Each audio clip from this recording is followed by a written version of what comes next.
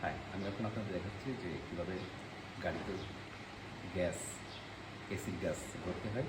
So আমার কাছে আছে গ্যাসের ক্যান এখন, আর আছে পাইপ, এবং পাইপের সাথে মিটার আছে, যে মিটার দিয়ে আমরা দেখতে পারি যে প্রেশার কেমন হচ্ছে বা ইত্যাদি মনিটর করতে পারি। তো এখন আমরা দেখাবো যে এখানে আছে হাই প্রেশার, লো প্রেশার, যে ইয়ের কথা আমি আগেই বলছি যে এটা হচ্ছে লো প্রেশার পাইপ আর হচ্ছে হাই প্রেশার পাইপ। এসির দুই ধরনের পাইপ থাকে। হাই প্রেশার পাইপ হচ্ছে চিকন হয়, লো প্রেশার পাইপ একটু মোটা হয়। আর এই মেশিনটা, এই আপনার পাইপ বসাতে হবে লো প্রেশার মেশিন থেকে। এবং আধুনিক গাড়িতে অনেক সময় এই মাপটা একটু এদিক ওদিক হয়। তো আপনারা যখন এগুলো কিনবেন তখন আপনার গাড়ির মাপ দেখে কিনবেন। সাধারণত 2006 এবং তার পরের মাপগুলো একটু ডিফারেন্ট সম্ভবত আগের থেকে, এটুকু আমি জানি। তো এনিওয়ে এখন প্রথমে গ্যাসের সঙ্গে ভরবো। এর সঙ্গে আমি কানেক্ট করলাম, এখানে প্যাচ আছে, এই প্যাচের সঙ্গে আমি কানেক্ট করব। এই মোটামুটি টাইট দেবো। আর তার আগে এটা সব থেকে পিছনের দিকে আমি আনবো। এই যে একেবারে সব থেকে একেবারে সব থেকে ওপেনের দিকে এনে রেখে দেবো, যাতে এই পিন যাতে প্রথমেই এখানে হিট না করে, পাঞ্চার না করে ফেলে। তো আমি প্রথমে এই যে আটকাচ্ছি, এই যে টাইট দেবো, মোটামুটি একটা টাইট হবে। আচ্ছা, পাঞ্চার করতে পারবে না, এটা অল দ্য ওয়ে, মানে একেবারে সর্বশেষ পজিশনে আছে, যেখানে হচ্ছে উঁচু এবং পিন সর্বোচ্চ দূরে আছে পাঞ্চার লাইন থেকে। যাই হোক, এখন এটা করার পরে আমি এটা দেখেছি, এটা খুবই ইজি। এটা উঠায় এনে প্রেশার দিয়ে তারপরে ছেড়ে দিতে হবে, তাহলে এখানে লাইনটা হয়ে যাবে। দিলাম, এখন ছেড়ে দিলাম, এই লেগে গেছে। সাধারণত নাড়াচাড়া দিয়ে একটু দেখতে হয়, আবার একটু, হ্যাঁ, এই লেগে গেল, সমস্যা নেই। এপাশে আমার মিটারটা মোটামুটি দেখা যায়, যাতে সেখানে সেই পজিশনে রাখি। আচ্ছা, এবার আমরা গ্যাস পাঞ্চার করে তারপরে খুলে দেবো, কিন্তু তার আগে আমার গাড়ি স্টার্ট দিতে হবে। গাড়ি স্টার্ট দিয়ে তারপরে মানে এয়ার সর্বোচ্চ দিতে হবে, ফ্যান স্পিড সর্বোচ্চ এবং এসি সর্বোচ্চ দিতে হবে, দিয়ে ইঞ্জিন চালু রেখে এটা পাংচার করে আবার খুলে দিতে হবে, যেন সব গ্যাস আস্তে আস্তে আস্তে আস্তে ওর ভিতরে যেতে থাকে।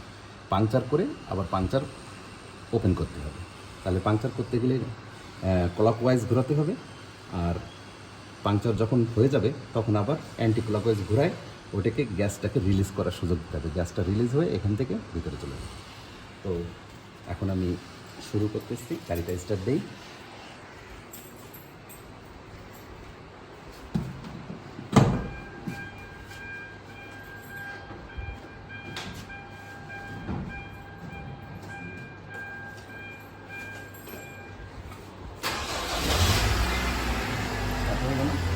এখন সর্বোচ্চ এসি আর সর্বোচ্চ ফ্যান। এসি সর্বোচ্চ, এই যে সবচেয়ে বামে আছে। আর ফ্যান স্পিড একেবারে 4-এ না, 3-4 ফ্যান স্পিড 4-এ। আর পিছনের এসিও, রেয়ার এসিও ওকে করে দিছে, যাতে ডবল এসি, যাতে পিছনের কম্প্রেসরেও গ্যাস যায়। তো এই অবস্থায় এখন আমরা ওটা পাংচার করে আবার ওপেন করব।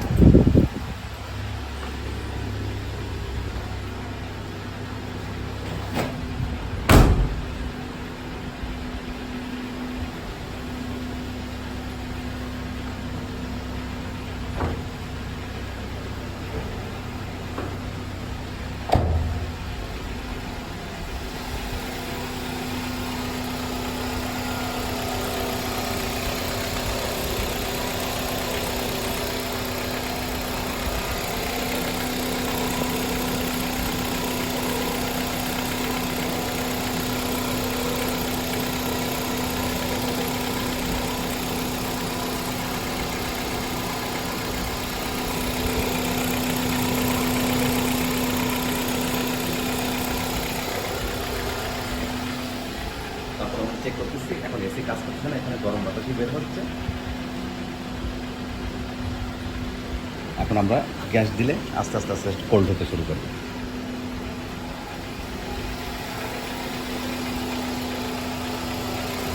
পাংচার করতেছি, পাঞ্চার করতে গেলে ক্লকওয়াইজ ঘোরাতে হবে। তার আগে আমি টাইটটা দেখে নিই, সব টাইট আছে কিনা। হ্যাঁ আছে।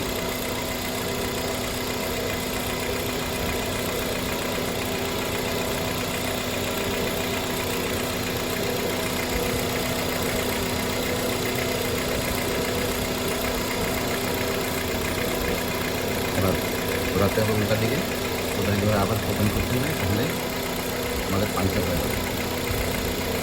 ভালো করে দেখি পাঞ্চার লাইন ঠিক আছে কিনা।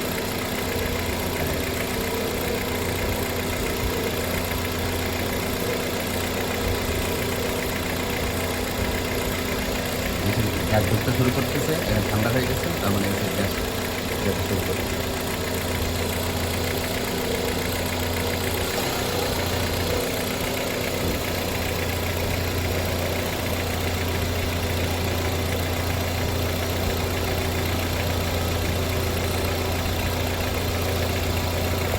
সাধারণত সোজা করে রাখতে হয়, একটু ব্যাকা বলে সমস্যা নেই, তবে সোজা করে রাখাই তাই ভালো।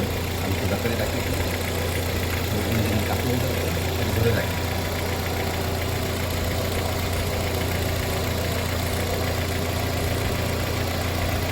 এই গ্যাসের গ্যাস সম্বন্ধে একটু কথা বলি।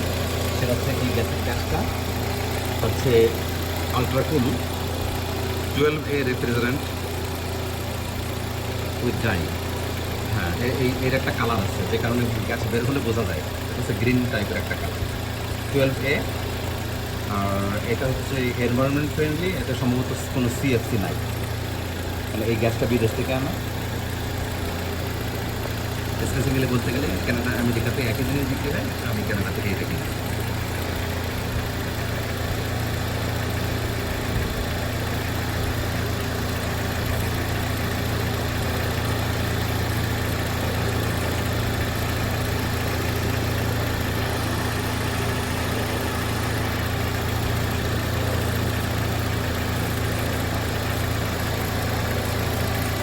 ঠান্ডা হয়ে গেছে, ঠান্ডা হচ্ছে, তার মনে হচ্ছে গ্যাস লাগছে।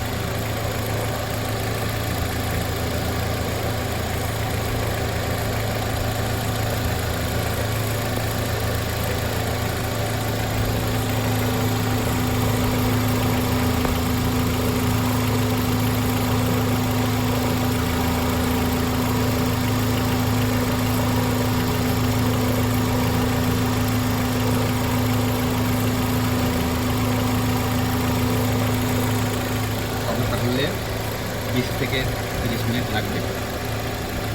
এখন একটু কমে গেছে, এখন একটু কাজ করে দিলাম।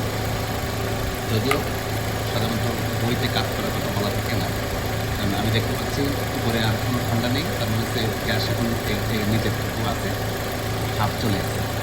হাফ চলে গেছে, এখন একটু কাজ করতে পারি আমি, যদি গ্যাসটা তাড়াতাড়ি যায়।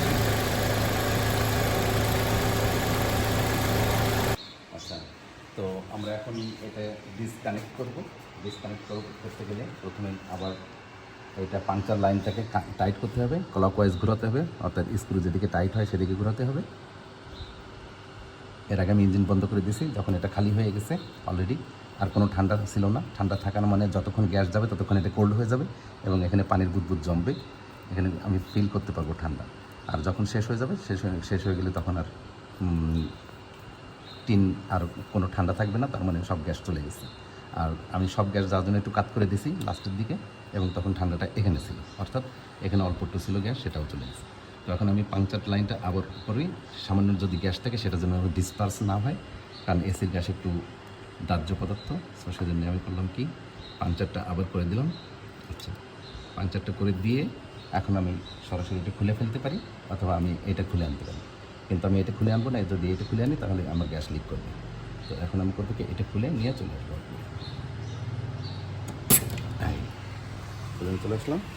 এখন আমি দেখবো যে এর মধ্যে কোনো গ্যাস আছে নাকি। আচ্ছা থাক, থাক। এখন এখন এই যেটা যদি আমি পাংচার লাইন খুলে দিই, তাহলে যে যদি কোনো গ্যাস থাকে তাহলে সেই গ্যাসটা এখানটা বের হয়ে যাবে, এবং আমরা দেখবো যে এই গ্যাসের কালারটা একটু গ্রিন টাইপের, এবং এই একটু যখন লিকুইড থাকে তখন গ্রিন হয়। এনিওয়ে, এটা এখন খালি আছে এবং আমাদের অলরেডি ঠান্ডা বাতাস বওয়া শুরু করছে। তো আমি এখন আর তৃতীয়টা এখন লাগাচ্ছি না, কিন্তু পরে আমি যে আরেকটা ক্যান আছে সেটা আমি পার্ট 2-তে দেখাবো আপনাদেরকে, এবং তখন আরও ভালোভাবে আমি হয়তো ব্যাখ্যা করতে পারবো। ধন্যবাদ সবাই।